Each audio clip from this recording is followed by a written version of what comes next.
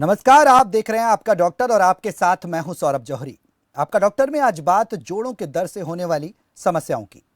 जोड़ों के दर्द को अब तक ओल्ड एज से जुड़ी हुई समस्या माना जाता रहा है, लेकिन पिछले एक दशक में ये समस्याएं युवाओं को भी अपनी चपेट में ले रही हैं। 30 से 35 साल के लोग बड़ी संख्या में इस बीमारी की चपेट में आ रहे हैं। हालांकि यह समस्या बच्चों और टीनेजर्स में भी देखने को मिल रही है। आखिर जोड़ों से जुड़ी समस्याओं से कैसे पाएं राहत और क्या उपाय करें जिससे कि हमें जॉइंट पेन से मिले रिलीफ, जो तमाम जॉइंट्स पेन होते हैं उनसे हमें रिलीफ मिले। इन तमाम सवालों के जवाब देंगे हमारे हेल्थ एक्सपर्ट्स जो हमारे साथ इस कार्यक्रम में जुड़े हुए हैं। तो चलिए करते हैं कार्यक्रम की शुरुआत, लेकिन उससे पहले नजर डालते हैं हरियाणा सरकार द्वारा स्वास्थ्य सेवाओं को लेकर की गई तैयारियों पर।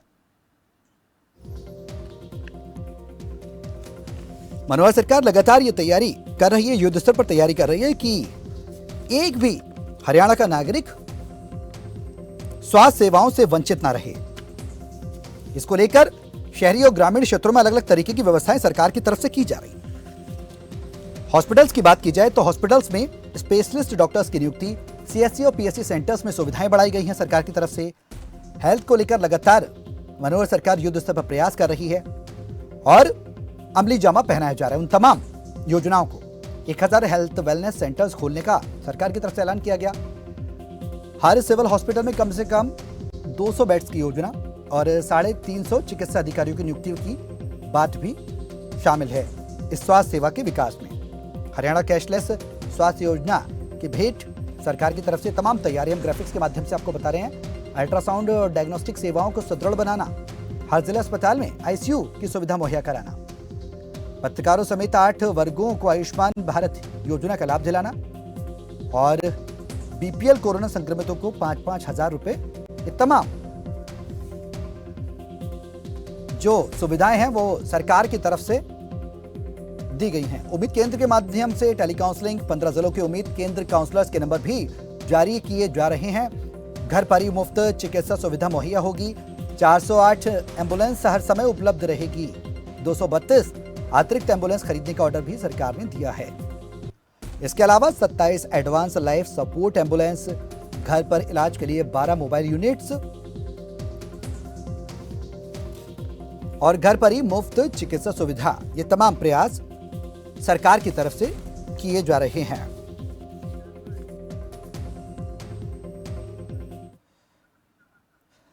तो आपका डॉक्टर कार्यक्रम में आज हम बात करेंगे जोड़ों से जुड़ी हुई समस्याओं पर कि आखिरकार क्यों होती हैं जोड़ों से जुड़ी हुई समस्याएं। बात की जाए यूथ की, बात की जाए बच्चों की, या फिर टीनेजर्स की, या फिर ओल्ड एज पर्संस की।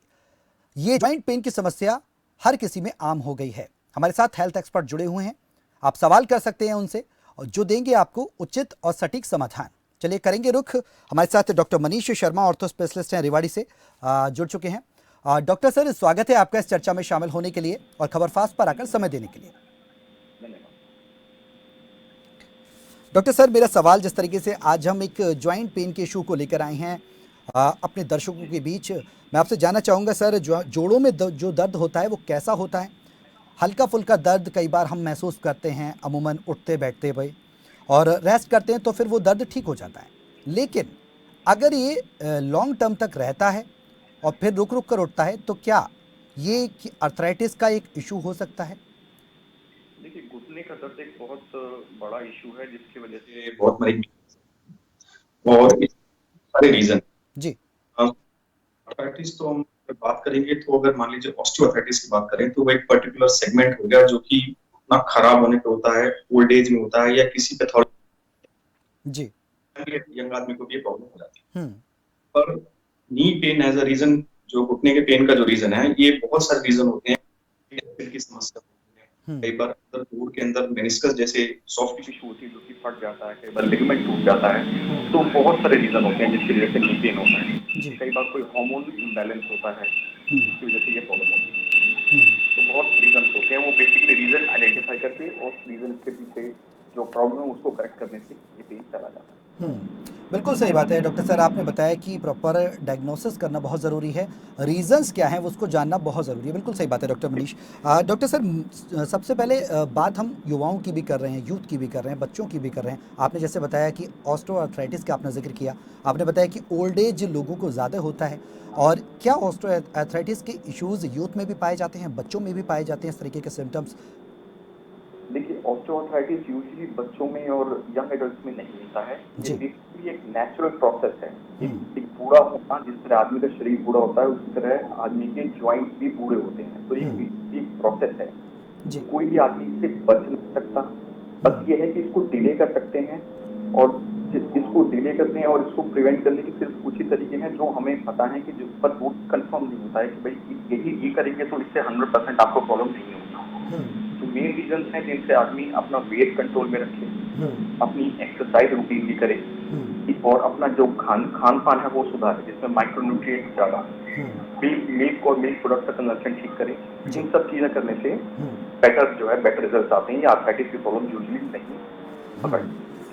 बिल्कुल सही बात है सर, जो आपने बताया कि खान-पान रखना बहुत ज़रूरी है, उसका ध्यान रखना बेहद ज़रूरी है, साथ ही एक हेल्दी रूटीन को फ़ॉलो करना बहुत ज़रूरी है, बिल्कुल सही बात है। और किसी भी समस्या के समाधान के लिए सबसे पहले अवेयरनेस भी बहुत ज़रूरी है सर इसमें, कि कई बार लोगों को पता नहीं होता कि उनको प्रॉब्लम क्या है और वो हल्के-फुल्के दर्द को इग्नोर कर देते हैं और उसके बाद वो काम करते रहते हैं, लेकिन वो समस्या कहीं न कहीं हल्के-हल्के बैठती रहती है और आगे जाकर बहुत बड़ी गंभीर समस्या बनकर खड़ी हो जाती है। जी। जी। डॉक्टर मनीष, एक सवाल मेरा और भी है आपसे।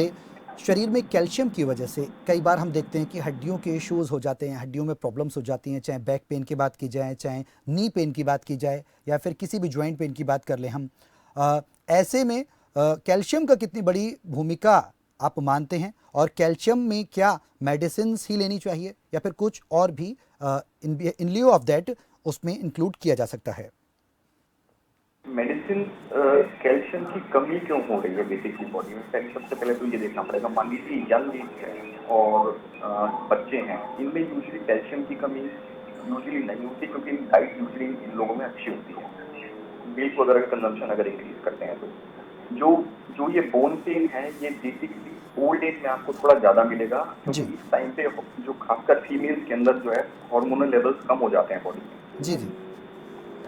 और एक लेवल कम होने से जो है तो उसकी वजह से जो प्रोटेक्टिव इफेक्ट है जी। बेसिकली जो हार्मोन्स का हड्डियों में, वो खत्म हो जाता है। इस वजह से जो हड्डियों से कैल्शियम है वो बेसिकली निकलना शुरू हो जाता है। तो यूजुअली ओल्ड एज में कैल्शियम की प्रॉब्लम पड़ती है। हालांकि यंग एज में अगर जॉइंट पेन हो रहा है तो basically vitamin D level check करना होता है और बाकी थायराइड वगैरह ये सब चेक करना पड़ता है। कोई हार्मोनल इशू तो नहीं है जिसकी वजह से कैल्शियम लॉस हो रहा है या जॉइंट पेन हो रहा जी। जी। है। जी। तो ये तमाम ऐसे फैक्टर्स होते हैं। हमारे साथ डॉक्टर विशाल चौहान हैं, ऑर्थो स्पेशलिस्ट हैं, सिरसा से वो भी जुड़ चुके हैं। डॉक्टर विशाल, आपका बहुत बहुत स्वागत है खबरफास्ट पर समय देने के लिए सर, और इस चर्चा में शामिल होने के लिए। जी। डॉक्टर विशाल, जिस तरीके से आज हम जॉइंट पेन्स की बात कर रहे हैं, डॉक्टर मनीष भी हमारे साथ हैं, रेवाड़ी से हैं, ऑर्थो स्पेशलिस्ट हैं, वो भी इस चर्चा में शामिल हैं। तमाम अहम सवाल हमने उनसे भी किए। अब मैं आपके पास आना चाहूँगा कई अहम सवाल लेकर। हमारे साथ कॉलर्स भी जुड़े हुए हैं। पहले कॉलर्स का रुख करते हैं सर, उसके बाद एक एक करके मैं सवाल आप से लूँगा। रमेश हरियाणा से हैं, अरुण गुप्ता भिवानी से हैं। सबसे पहले रमेश, आपके पास आ रहा हूँ मैं। रमेश, स्वागत है, अपना सवाल करिए। नमस्कार डॉक्टर साहब जी। मेरे को सर जी उंगली में प्रॉब्लम है जी, हाथ की उंगली है जी एक ही। जी, कब से प्रॉब्लम है रमेश आपको? लगभग 3 महीने हो गए जी। 3 महीने हो गए। क्या कभी चोट लगी थी आपके हाथ में? तो चोट तो नहीं लगी जी, वैसे थायराइड की भी प्रॉब्लम है जी अच्छा। पहले से। कोई मेडिसिन ले रहे हैं आप? नहीं, मेडिसिन तो वैसे तो शुरू से ही चल रही है मेरी, लगभग जी 15 साल हो गए जी। ठीक है। डॉक्टर हमारे साथ विशाल हैं। डॉक्टर विशाल के पास जा रहा हूँ मैं आपका सवाल लेकर। वो आपसे कुछ सवाल करेंगे, आप उनका भी जवाब देंगे और उसके बाद आपको सजेशंस डॉक्टर विशाल देंगे। डॉक्टर विशाल, ये हाथ की उंगली में जो दर्द है आपका, उसके लिए कुछ चोट लगी थी आपको? चोट वगैरह तो नहीं लगी जी। तो ये दर्द शुरू कब हुआ? कितने दिनों से प्रॉब्लम चल रही है? नहीं जी, थायराइड की प्रॉब्लम है जी मेरे को पहले से ही।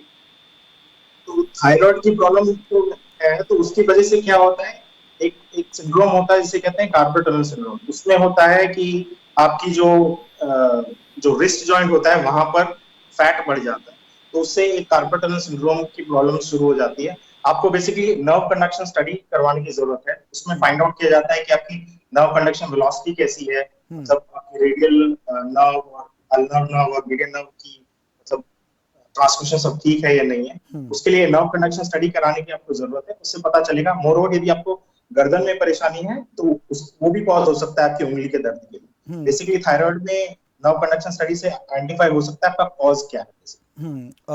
रमेश रमेश जी, डॉक्टर विशाल कुछ कहना चाहते हैं आप? एक न्यूरोलॉजिकल स्टडी होती है जिसे नर्व कंडक्शन स्टडी कहते हैं। उसमें हम nerve conduction potentials find out करते हैं और nerve conduction velocity find out करते हैं। तो जिस नस में इनकी परेशानी है वो आइडेंटिफाई हो जाएगी और उसके लिए एक छोटा सा ऑपरेशन करना होता है जिसको कार्पल टनल रिलीज कहते हैं बेसिकली, जो थायराइड पेशेंट्स के लिए में दोनों हाथों में प्रॉब्लम होती है। ठीक है रमेश, उम्मीद करते हैं आपको आपके सवाल का जवाब मिला होगा। जिस तरीके से डॉक्टर विशाल ने बताया, नर्व कंडक्शन का जो स्टडी है वो टेस्ट जो है वो आपको कराना ज़रूरी है, वो आप कराएं। उम्मीद करेंगे कि आप उस टेस्ट के बाद पूरी तरह से ठीक हो जाएंगे और जो समस्या है उसका समाधान आपको मिल पाएगा। डॉक्टर विशाल, हम चर्चा कर रहे थे जॉइंट पेन को लेकर और जॉइंट्स पेन पर हमने कई सवाल किए। ऐसे में यूथ की भी हमने बात की, बच्चों की भी बात की। बच्चों में अगर जॉइंट पेन हो जाता है तो वो इजीली डायग्नोज करना इतना इजी नहीं हो पाता, क्योंकि कई बार बच्चा दर्द दर्द कहता रहता है तो माता पिता उसे सुला देते हैं, इग्नोर कर देते हैं। अगर बच्चों में अगर जॉइंट्स की कोई इशू होता है तो उसको किस तरीके से पहचानें, आपसे जानना चाहूँगा डॉक्टर विशाल। और साथ में ये भी जानना चाहूँगा कि अगर बच्चों की जो तकलीफ होती है जॉइंट से रिलेटेड, उसको क्या कहा जाता है? बच्चों में प्रॉब्लम यदि मल्टीपल जॉइंट्स पेन है तो एक कंडीशन होती है जैसे गठिया कहते हैं रूमेटॉइड आर्थराइटिस एडल्ट्स में, ऐसे ही बच्चों में उसी की फॉर्म होती है जिसको कहते हैं जुवेनाइल रूमेटॉइड आर्थराइटिस। उसमें क्या होता है, बच्चों के डिफरेंट जॉइंट्स इन्वॉल्व हो जाते हैं। तो उसके लिए जैसे एडल्ट्स में हम दवाइयां चालू करते हैं, इसको डीमार्ट्स कहते हैं, बेसिकली लाइक सल्फासाइनस, HCQS हाइड्रोक्सीक्लोरोक्विन। ऐसे ही बच्चों में हम स्टार्ट कर सकते हैं मीथोट्रेक्सेट से, इनिशियल बहुत कम डोज देनी पड़ती है। तो बेसिकली रूमेटॉइड आर्थराइटिस जो एडल्ट्स में कॉमन फॉर्म है, बच्चों की फॉर्म में आता है जुवेनाइल रूमेटॉइड आर्थराइटिस। और मोर ओवर यदि किसी बच्चों को पहले ये खांसी जुकाम होता है तो बेसिकली उसका एक मैनिफेस्टेशन हो सकता है पॉलीआर्थराइटिस, मल्टीपल जॉइंट इन्वॉल्व हो जाते हैं। यूवेटिस, आंखों में कोई परेशानी हो उसमें, जो या यूरिथ्राइटिस या फिर पेशाब में कोई परेशानी है तो उसका भी एक मैनिफेस्टेशन जुवेनाइल रूमेटॉइड आर्थराइटिस और कंजक्टिवाइटिस, यूरिथ्राइटिस और आर्थराइटिस इस तरह की फॉर्म में पेश होता है। तो बेसिकली उसके लिए आपके लिए क्या देना पड़ेगा, आपको एंटी इंफ्लेमेटरी दवाइयां दर्द को और इन्फ्लेमेशन को जो कम करती हैं, और रेस्ट और इमोबिलाइजेशन और साथ में आइस पैक एप्लीकेशन। जी बिल्कुल सही आपने सजेशंस दिए हैं कि उपचार बहुत जरूरी है, सही समय पर सही उपचार और सटीक उपचार, उसको पहचाने, इन्वेस्टिगेशन, उसके बाद जल्दी दवाइयां चालू की जाए तो जो रिजल्ट्स आते हैं वो बेटर आते हैं। बिल्कुल सही बात है सर। डॉक्टर मनीष भी हमारे साथ हैं। इस बीच एक कॉलर हैं हरिंदर सिंह हमारे साथ पंजाब से, उनका सवाल लेकर डॉक्टर मनीष मैं आपके पास आ रहा हूँ। हरिंदर, स्वागत है, अपना सवाल करिए। हेलो, हाँ जी हरिंदर, आवाज आ रही है, स्वागत है, अपना सवाल करिए। हाँ जी, मेरे बाजू में दर्द है जी। कब से दर्द है आपके हरिंदर? 4 महीने हो गए मेरे। अब ठीक है, आप कोई सवाल कर सकते हैं हरिंदर। डॉक्टर मनीष से भी हमारे साथ है, डॉक्टर मनीष जुड़े हुए हैं। डॉक्टर मनीष जी, कब से हो रहा है आपको ये? हेलो, ये दर्द कब से हो रहा है आपको? हरिंदर, डॉक्टर सर पूछ रहे हैं आपको ये दर्द कब से है? ये 4 महीने हो गए जी। मैं दीवार के ऊपर से निकल रहा था जी जी, मेरी बाजू को मुस्केड़ा आ गया, मोच सी आ गई बाजू में। अच्छा, मोच आ गई, ठीक है। ये हाथ आपको ऊपर ले जाने में पेन होता है क्या? कंधे से ऊपर ले जाना होता है ना जी, वहाँ से ज्यादा है। हरिंद्र, डॉक्टर सर आपसे पूछ रहे डॉक्टर मनीष कि आपको हाथ को ऊपर करने में पेन होता है, हाथ को ऊपर ले जाने में आपको तकलीफ होती है, दर्द होता है? ये बाजू पीछे नहीं जाता जी, मोढे पे नहीं लगता, दूसरे मोढे पे। देखिए ऐसा है, इसमें 2 पॉसिबिलिटी हैं जो हो सकती हैं जी। एक तो क्या है कि इनका मोस्ट प्रोबेबली जो शोल्डर का एक रोटेटर कफ एक मसल होती है जो कि शोल्डर को मूव करती है जी। तो वो कफ जो है बेसिकली उसमें कोई टीयर आ गया है जिसकी वजह से शोल्डर की मूवमेंट में प्रॉब्लम आ रही है। दूसरा ये बता रहे हैं कि एक बाजू से दूसरी बाजू को ये टच नहीं कर सकते हैं, तो एक पॉसिबिलिटी ये भी बनती है कि हो सकता है इनका जो कंधा है वो हल्का सा सबलक्स या डिस्लोकेट भी हो, जिसकी वजह से जो है इनको ऑपोजिट शोल्डर ना टच कर पा रहे हो। तो ये दो पॉसिबिलिटी बनती हैं। इसके लिए बेटर होगा कि शोल्डर का एक एमआरआई कराएं, उसमें एकदम क्लियर हो जाएगा, पिक्चर क्लियर हो जाएगी। हाँ डॉक्टर मनीष, क्या फ्रोजन शोल्डर का भी इशू हो सकता है हरेंद्र को? फ्रोजन शोल्डर का भी इशू हो सकता है, पर उसके लिए बेसिकली इनकी मेडिकल हिस्ट्री पूरी देखनी पड़ेगी। इनको कोई डायबिटीज तो नहीं है और बाकी कोई थायराइड इशू तो नहीं है, बाकी कुछ इस तरह की इशू तो नहीं है। अगर वो इशू नहीं है तो फिर क्योंकि इसके साथ हिस्ट्री है ट्रॉमा की हिस्ट्री, एक कूद रहे थे, तो जब वहां दीवार पे से कूद रहे थे तो एक एंटीसीडेंट हिस्ट्री मिलती है हमें कि शायद उस टाइम पे मान के जा रहा है कि उस टाइम पे कंधे में मांस में चोट आई होगी। अगर फ्रोजन शोल्डर की हिस्ट्री होती है तो फ्रोजन शोल्डर में कोई चोट की हिस्ट्री यूजुअली या कूदने की हिस्ट्री इस तरह नहीं मिलेगी, तो ज्यादा चांस ये है कि ये मोस्ट प्रोबेबली शायद एक कफ टीयर है। जी, उम्मीद करते हैं हरेंद्र आपको आपके सवाल का जवाब मिला होगा। जिस तरीके से डॉक्टर मनीष ने बहुत बेहतर तरीके से बताया आपको कि आप इन्वेस्टिगेशंस कराएं, एक बार टेस्टिंग कराएं और उसके बाद ही पता लगेगा आपका इशू क्या है और पुरानी बैक हिस्ट्री भी देखी जाएगी। जो आपका ट्रीटमेंट चल रहा है या आपने नहीं चलाया है तो उसको चलाएं। अवेयर होने की बहुत ज़्यादा ज़रूरत है, अगर आप लापरवाही करेंगे तो समस्या बढ़ सकती है। एक और कॉलर है हमारे साथ, जय भगवान है सोनीपत से। उनका सवाल लेकर डॉक्टर विशाल मैं आपके पास आ रहा हूँ। जय भगवान, स्वागत है, अपना सवाल करिए। सौरभ जी नमस्कार। जी नमस्कार जय भगवान जी। मेरे को घुटनों का गैप जो है वो कम हो गया है जी, और सर जी मेरे घुटनों का गैप कम हो गया है। ठीक है, आपकी एज क्या है जय भगवान? 68 ईयर है। 68, ठीक है।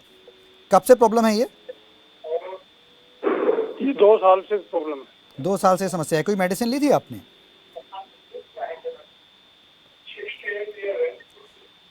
जय भगवान, आपसे मैं रिक्वेस्ट करूंगा कि जो ऑडियो सेट है ना आपके टेलीविज़न का उसको थोड़ा सा कम कर दें, जिससे कि आप मेरी आवाज़ को अच्छे से सुन पाएँ और प्रॉपर सजेशन से डॉक्टर से ले पाएँ। 68 ईयर्स आपने एज बताई है, 2 साल से आपको ये समस्या है। क्या कोई दवाई भी ले रहे थे आप? मैं हर्ट की दवाई खाता हूँ, घुटनों की नहीं खाता हूँ। हर्ट वाले तो कहते हैं घूमना करो जी, घुमा करो, और जो ऑडियो वाले कहते हैं वो कहते हैं रेस्ट करो जी। इसके लिए कोई एक्सरसाइज वगैरह हो तो? बिल्कुल, बीच में आप अपने आप को फंसा हुआ पा रहे हैं। हर्ट वाले कहते हैं कि थोड़ा सा घूमें डॉक्टर विशाल, और ऑर्थो वाले कहते हैं कि आप घूमें ना, रेस्ट करें। तो कहीं ना कहीं बीच में फंसे हुए हैं। ये कुछ प्रॉपर सजेशन डॉक्टर विशाल। जैसे इन्होंने अपनी एज बताई 68 इयर्स और इनको सजेस्ट किया गया है कि इनके घुटने का गैप कम हो गया है। तो बेसिकली जो गैप कम होता है उसकी 4 स्टेजेस होती हैं, पहली, दूसरी, तीसरी और चौथी। जैसी इनकी उम्र है 68 साल, 68 इयर्स में जो गैप होता है बेसिकली स्टेज 3 या स्टेज 4 तक हो जाता है। अब इनका दर्द जो है 2 सालों से है, 2 सालों से दर्द है और दवाई से उतना आराम नहीं पड़ रहा है। एक तो इनको पहले तो एक्सरे करवाने पड़ेंगे घुटने के, वो भी घुटने का एक्सरे खड़े होकर करवाना जरूरी है। लेट के एक्सरे कराएंगे तो गैप अपने आप बढ़ा हुआ दिखता है। सबसे इंपॉर्टेंट चीज है एक्सरे यदि करवाएंगे तो खड़े होकर एक्सरे करवाना है और उसमें फाइंड आउट करना है कि स्टेज क्या है। पहली और दूसरी स्टेज मतलब कि जो गैप जो कम हुआ है वो मामूली सा कम हुआ है, उससे इनको इतनी परेशानी नहीं है। बेसिकली इनकी एज 68 है तो मोस्ट प्रोबेबली इनका जो गैप कम हुआ है वो स्टेज 3 और स्टेज 4 में है। स्टेज 3 और स्टेज 4 की जब स्टेज आ जाती है तो दवाइयां उतना काम नहीं करती है, इनको लैट्रिन बाथरूम जाने में भी परेशानियां हैं। ठीक है, तो क्या क्या चीज करने की जरूरत है? पहले तो घुटने की एक कसरत होती है जिसे कहते हैं क्वाड्रिसेप्स एक्सरसाइजेस। क्वाड्रिसेप्स को आपको मेंटेन करना है, उसको स्ट्रेंथन करना है, वो एक्सरसाइज करनी है। 3-4 चीजें और इंपॉर्टेंट है, चौकड़ी मार के जमीन पर नहीं बैठना है, सीढ़ियां कम चढ़नी है और सामने झुक के ज्यादा वजन की चीजें नहीं। ये सारी चीजें सबसे इंपॉर्टेंट चीज है। नी के लिए नी कैप पहनना बहुत जरूरी है और सुबह से शाम तक पहननी है और रात को उतार दो। यदि स्टेज 3 और स्टेज 4 तक ये पहुंच चुके हैं तो दवाइयों से इनका इलाज नहीं होगा। फाइनल सोल्यूशन इनके लिए टोटल नी रिप्लेसमेंट है, जिसमें हम घुटने का प्रत्यारोपण करते हैं, मतलब कि नी रिप्लेसमेंट की सर्जरी हम करते हैं। 68 इयर्स मोस्ट प्रोबेबली स्टेज इनकी तीसरी या चौथी है, 2 साल से इनको आराम नहीं मिल रहा है तो इनको ऑपरेशन कराने की भी जरूरत पड़ सकती है। वो डिपेंड करता है कि इनके एक्सरे में इनकी स्टेज क्या है। और मोस्ट इंपॉर्टेंट है एक्सरे यदि करवाना भी है तो खड़े होकर कराना है, लेट के एक्सरे नहीं कराना है। ठीक है, क्योंकि उससे आइडेंटिफाई नहीं होगा कि इनका गैप कितना कम हुआ है। ये खुद ही कह रहे हैं कि इनका गैप कम हुआ है, उसकी डिग्री ऑफ गैप कम कितना है वो जानना जरूरी है। बिल्कुल सही बात है सर। उम्मीद करते हैं आपको आपके सवाल का जवाब मिला होगा। एक बार आप टेस्टिंग जरूर कराएं और नी रिप्लेसमेंट तो लास्ट ऑप्शन जिस तरीके से डॉक्टर विशाल ने बताया वो है ही, लेकिन उस बीच जो टेस्टिंग्स हैं प्रॉपर तरीके से कराएं, इन्वेस्टिगेशंस कराएं और उसके बाद आप सटीक उपचार लें। लापरवाही बिल्कुल भी ना बरतें क्योंकि एज फैक्टर्स में कहीं ना कहीं एडवर्स इफेक्ट डाल सकता है। एक और कॉलर हमारे साथ है, रमेश है भिवानी से। रमेश का सवाल लेकर मैं डॉक्टर मनीष आपके पास आ रहा रमेश, स्वागत है, अपना सवाल करिए। हाँ जी, मैं रमेश भिवानी से, मेरी उम्र है 55 साल। 35 दिन पहले मेरे पैर में निचले टखने के ऊपर चोट लग गई थी, हल्का सा फ्रैक्चर हो गया था मोटे वाली हड्डी में। तो 1 महीने के बाद मैंने प्लास्टर खुलवा लिया। अब थोड़ा हल्का फुल्का चलने के ऊपर हल्का फुल्का दर्द होता है। तो कंप्लीट रेस्ट, कंप्लीट आराम कब कितना टाइम लगेगा, या कुछ लेना पड़ेगा? और कोई मैं टेबलेट वगैरह लेता नहीं। ठीक है, तो लेने की जरूरत है, या क्या करूँ क्या नहीं करूँ, इसके बारे में मुझे बताइए। बिल्कुल, आपका सवाल लेकर मैं डॉक्टर मनीष के पास ही जा रहा हूँ और आप डॉक्टर मनीष से भी सवाल पूछ सकते हैं, कुछ कर सकते हैं, वो सुन रहे हैं आपको। डॉक्टर मनीष जी, आपका ये प्लास्टर जो है कितने टाइम रखा गया था? मैंने जी 1 महीने के बाद खोल दिया जी, और 35 दिन कंप्लीट हो गई चोट लगी हुई। प्लास्टर लगता है तो इसका मतलब कोई ना कोई फ्रैक्चर हुआ था, बता रहे हैं जैसे फ्रैक्चर हुआ था। हाँ, फ्रैक्चर था जी, मैंने एक्सरसाइज करवाया था। जो मोटे वाली हड्डी टखने के ऊपर जो मोटे वाली हड्डी होती है, 2 हड्डी, एक पतली एक मोटे वाली हड्डी में फ्रैक्चर था जी। तो फ्रैक्चर को हील करने में मिनिमम 6 हफ्ते लगते हैं। सो आपने 4 हफ्ते पे प्लास्टर हटा लिया है। हो सकता है कि पूरी तरह उस टाइम पे हड्डी ना जुड़ी हो, जिसकी वजह से आपको पेन हो रहा हो। नंबर 1 एक पॉसिबिलिटी ये है जी। दूसरा है कि अभी करंट जो पिक्चर है एक्सरे की, पर वो एक्सरे देखकर, रिपीट एक्सरे देख के देखना पड़ेगा कि हड्डी कहीं टेढ़ी तो नहीं जुड़ गई है जिसकी वजह से पेन हो रहा है। तो एक पॉसिबिलिटी ये भी होती है। तीसरी पॉसिबिलिटी क्या है, अगर हड्डी अपनी जगह पे ही है और उसके बाद आपका पेन हल्का है, तो कई बार प्लास्टर लगाने के बाद फ्रैक्चर साइड पे थोड़ा बहुत पेन रहता है, जो ग्रेजुअली चलने से और नॉर्मल एक्टिविटी करने से ठीक हो जाता है। तो ये 3 पॉसिबिलिटीज हैं, इनको उस पिक्चर में देखना पड़ेगा हमें, करा करके क्या सिचुएशन है। हाँ, तो डॉक्टर मनीष, आपने बताया कि लास्ट में इनको क्या कराना होगा, एक एक्सरे कराना होगा अपने। एक रिपीट एक्सरे होता है 6 वीक पे, 6 हफ्ते के बाद, मतलब 1.5 महीने के बाद एक एक्सरे करके देखा जाता है। जी रमेश, उम्मीद करते हैं आपको आपके सवाल का जवाब मिला होगा। आप एक एक्सरे करा लें अगर आपको समस्या है तो, और 4 हफ्ते जैसे कि डॉक्टर सर ने बताया कि सफिशिएंट नहीं है, और आपने अपना प्लास्टर ओपन करा दिया, कम से कम 6 वीक्स तक आपको वो प्लास्टर रखना था, उसके बाद वो प्रॉपर तरीके से जुड़ पाती, जो टाइम पीरियड होता है। इसको लेकर आप बिल्कुल भी कोताही ना बरतें। अगर आप एक्सरे कराएं, 3 जो चरण हैं वो डॉक्टर सर ने बताए। पहले तो आपने प्लास्टर पहले खुलवा दिया, दूसरा उन्होंने बताया कि कहीं ना कहीं हो सकता है टेढ़ी जुड़ गई हो टखने की हड्डी आपके, उसको देखना पड़ेगा। तीसरा, अगर आपके थोड़ी बहुत तकलीफ है तो वो चलने फिरने से वो एक्सरे में आ जाएगा क्लियर होकर, चलने फिरने से आप उसको कम कर सकते हैं। उम्मीद करते हैं आपको आपके सवाल का जवाब मिला होगा। एक्सरे कराएं, उसके बाद प्रॉपर इन्वेस्टिगेशंस के बाद आप मेडिसिन लें, आप जल्द कामना करेंगे कि आप ठीक हो। डॉक्टर मनीष और डॉक्टर विशाल, लगातार हम जोड़ों पर ही बात कर रहे हैं, जिस तरीके से कॉलर्स भी लगातार हमारे साथ जुड़ रहे हैं अलग अलग डिस्ट्रिक्ट से। ऐसे में सवाल यही उठता है कि मेडिसिन के अलावा भी, जिस तरीके से डॉक्टर विशाल आपने भी जिक्र किया कि मेडिसिन के अलावा भी क्या कोई ऑप्शन हो सकता है कि हड्डी को ठीक किया जा सकता है, अगर इनिशियल स्टेज की बात की जाए तो। क्योंकि जिस तरीके से एक 68 ईयर्स के हमारे सामने एक पेशेंट आए, उन्होंने ये बोला कि हमारी 68 ईयर्स उनकी एज थी, और आपने बोला कि मेडिसिन काम नहीं करेगी, आपने बोला कि नी रिप्लेसमेंट ही लास्ट ऑप्शन रहेगा क्योंकि 2nd या 3rd स्टेज में वो पहुंच चुके हैं। अगर प्रायर स्टेज की बात की जाए तो क्या मेडिसिन के अलावा भी कुछ और ऑप्शंस और कुछ और विकल्प लिए जा सकते हैं कि मेडिसिन ना लेनी पड़े, या फिर जो पेशेंट मेडिसिन से बच रहे हैं वो बचकर किसी और एक्टिविटी को कर एक्सरसाइजेस कर उसको जो तकलीफ है जॉइंट पेन्स की उसको ठीक किया जा सके?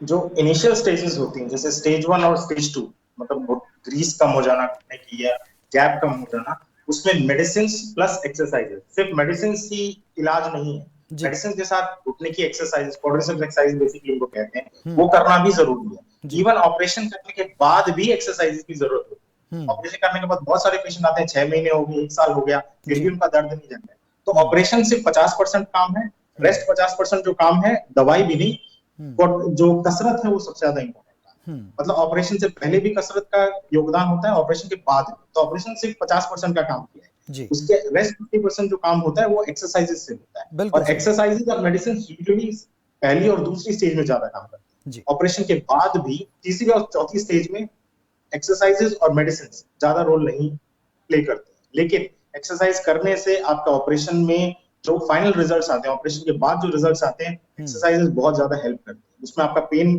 का जो थ्रेशोल्ड है वो बढ़ जाता है, पेन कंट्रोल काफी अच्छा रहता है, एंड यू विल और आप अच्छी तरह काम कर सकते हैं, क्योंकि ऑपरेशन का मकसद ही यही है कि आपका चलने फिरने में आपको कितनी आसानी। बिल्कुल सही बात है डॉक्टर विशाल, बिल्कुल सही बात है। आपने जो तमाम बातें कही हैं, ऑपरेशन के साथ एक्सरसाइजेस बहुत जरूरी हैं और उसका ध्यान रखना भी बहुत जरूरी है, क्योंकि कहते हैं ना कि स्वस्थ शरीर में, स्वस्थ मस्तिष्क में, स्वस्थ शरीर का विराजमान रहता है। तो कहीं ना कहीं अगर आप healthy body keeps healthy mind, English में एक कहावत है, तो उसके लिए exercise plays a vital role, एक इंपॉर्टेंट रोल अदा करती है। बिल्कुल सही बात है डॉक्टर विशाल।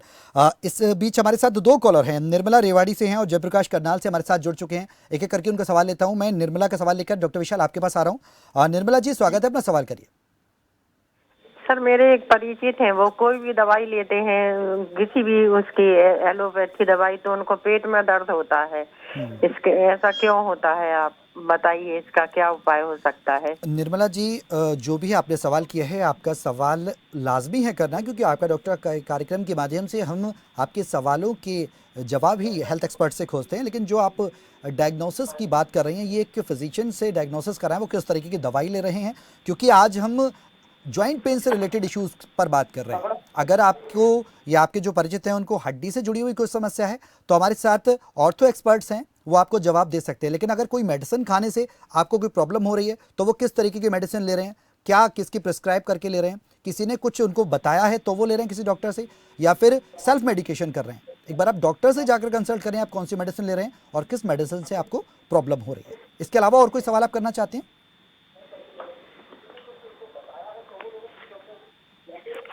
निर्मला जी, कुछ और सवाल करना चाहते हैं? आपका कोई और सवाल हड्डी से जुड़ा हुआ?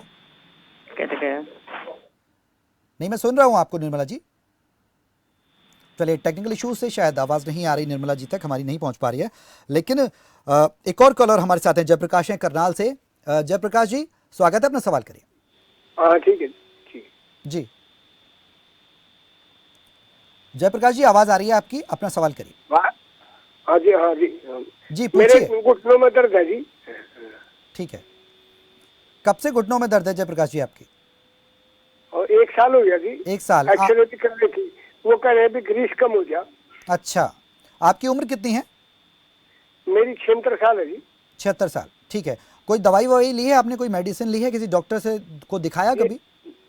सरकारी हॉस्पिटल में ही देते हैं, पेन की यार एक मलने की, और तो कोई है नहीं। अच्छा, ठीक है। डॉक्टर मनीष, मैं आपसे जानना चाहूँगा कि 76 ईयर्स की एज है इनकी और उसके बाद ये प्रॉब्लम इनको हो रही है, क्या कुछ आप सजेशन दे पाएँ कुछ?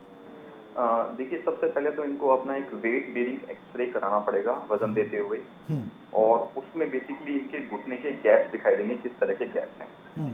तो हम बेसिकली बात कर रहे हैं, मोस्ट प्रॉब्ली जो मुझे समझ में आ रहा है कि ऑस्टियोआर्थराइटिस है, जो 76 ईयर्स मेल है जिनको है।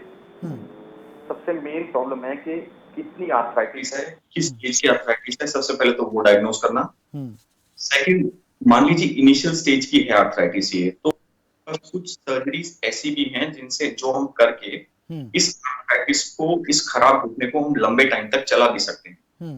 जैसे कि ऑस्टियोटॉमी हो गई या हाई टिबियल ऑस्टियोटॉमी होगी, ये सर्जरीज होती है। बेसिकली घुटना एक साइड से खराब होना शुरू होता है, दूसरी साइड से खराब नहीं हुआ होता, दूसरी साइड से जो है घुटने की ग्रीस और कार्टिलेज बाकी रहता है।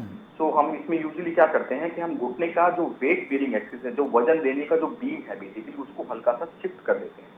जब हम शिफ्ट करते हैं तो जहाँ पे घुटने में कार्टिलेज बाकी है, जहाँ पे घुटने में जान है, जहाँ पे खराब नहीं हुआ है, तो घुटने का वजन बेसिकली वहां से जाना शुरू हो जाता है। और इसके साथ में हम बेसिकली कुछ आर्टिफिशियल सेंडविच इंजेक्शन आते हैं जो घुटने की ग्रीस के इंजेक्शन होते हैं। ये उस टाइम पे हम सर्जरी में घुटने में डाल सकते हैं, तो दोनों काम हो जाते हैं। तो एक्सेस ठीक हो जाता है, खराब घुटने वाले पार्ट से अच्छे वाले घुटने पे वजन शिफ्ट हो जाता है।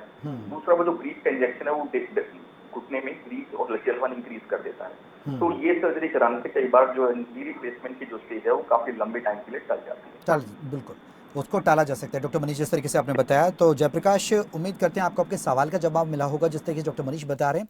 डॉक्टर मनीष कह रहे हैं कि आपको एक बार टेस्ट कराना होगा, एक्सरे भी करा सकते हैं डॉक्टर मनीष इसमें? एक्सरे, वेट बेरिंग एक्सरे है। बिल्कुल, एक्सरे भी आप करा सकते हैं, उसके बाद आप प्रॉपर इन्वेस्टिगेशंस कराकर ही अपना ट्रीटमेंट करा सकते हैं, क्योंकि 76 ईयर्स की एज है, इसमें ऑपरेशन को टाला जा सकता है। डॉक्टर मनीष ने आपके एज फैक्टर को देखकर ही ऑपरेशन टालने की बात कही। उन्होंने कहा है कि ऑपरेशन टल जाए और एक लॉन्ग टर्म तक इस घुटने से आप काम कर सकें, इस घुटने को रिपेयर किया जा सके कहीं ना कहीं। डॉक्टर विशाल, कहीं ना कहीं हम ये भी बात कर रहे हैं, जिस तरीके से डॉक्टर मनीष भी लगातार प्रॉपर सजेशंस भी दे रहे हैं, क्या ऑटो इम्यून डिसऑर्डर भी एक रीज़न हो सकता है जॉइंट्स पेन का? अगर कलाइयों की बात की जाए या फिर कोनी की बात की जाए, अगर जॉइंट्स जहाँ भी हैं पूरी बॉडी में, या गर्दन के पीछे बात की जाए, बैक जॉइंट्स की बात की जाए, क्या ऑटो इम्यून डिसऑर्डर भी एक रोल अदा करता है? जी बिल्कुल, ऑटोइम्यून डिसऑर्डर्स में बेसिकली आप बात कर रहे हैं रूमेटॉइड आर्थराइटिस, जिसको वाप कहते हैं बेसिकली। रूमेटॉइड आर्थराइटिस में बेसिकली आपकी हाथों की उंगलियों और पैरों की उंगलियों में जकड़न होगी और वेरी क्लासिकल फीचर होती है कि अर्ली मॉर्निंग स्टिफनेस। जैसे जैसे पेशेंट का दिन ढलते वक्त काम करना शुरू करेगा, ये पेन उनका कम होने लगेगा। और मोस्टली जो तलवों में दर्द होता है स्पॉन्डिलोआर्थराइटिस में जी बहुत कॉजेज होते हैं, जिसमें बेसिकली स्टीरॉयड इंड्यूस आर्थराइटिस भी हो सकता है। स्टीरॉयड के यूज की वजह से भी प्रॉब्लम स्टार्ट हो सकती हैं। तो ये सब चीजें, ऑटोइम्यून डिसऑर्डर भी एक कॉज होता है आर्थराइटिस या फिर इन्फ्लेमेशन करने का, इन्फ्लेमेटरी आर्थराइटिस को प्रोसीड करने का। तो बेसिकली सबसे मोस्ट कॉमन होता है। ठीक है डॉक्टर विशाल, बहुत बिल्कुल सही बताया आपने, ये एक रीज़न हो सकता है।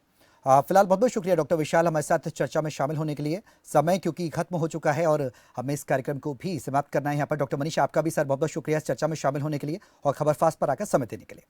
तो आपका डॉक्टर में आज हम बात कर रहे थे जोड़ों से जुड़ी हुई समस्याओं पर, जॉइंट्स पेन अगर आपको होते हैं किस तरीके से आप उनका उपचार करा सकते हैं। लापरवाही बिल्कुल भी ना बरतें, क्योंकि आपका स्वास्थ्य आपके हाथ है। आप स्वस्थ रहें, मस्त रहें, चुस्त और दुरुस्त रहें। कल फिर हाजिर होंगे एक नए सेगमेंट के साथ। फिलहाल दीजिए इजाजत, नमस्कार।